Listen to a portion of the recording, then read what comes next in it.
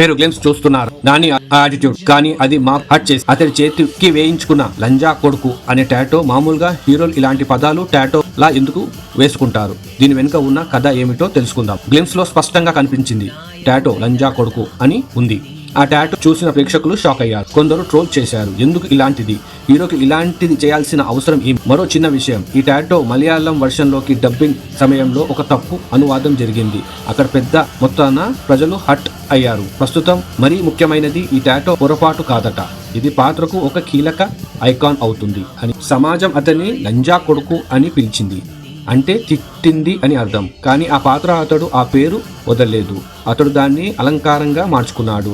చేతిలో టాటో వేసుకున్నాడు అంటే నిందను శక్తిగా మార్చుకున్నాడు అన్నమాట. డైరెక్టర్ శ్రీకాంత్ ఒడెలా వంటి దర్శకుడు ముందుగా చెప్పాడు, ఇది రా స్టేట్మెంట్ అని. సినిమాలో కావాలనే సిగ్గులేని పదాలు, మాస్ యాక్షన్ తో కథ చెప్పాలని అనుకున్నాడు.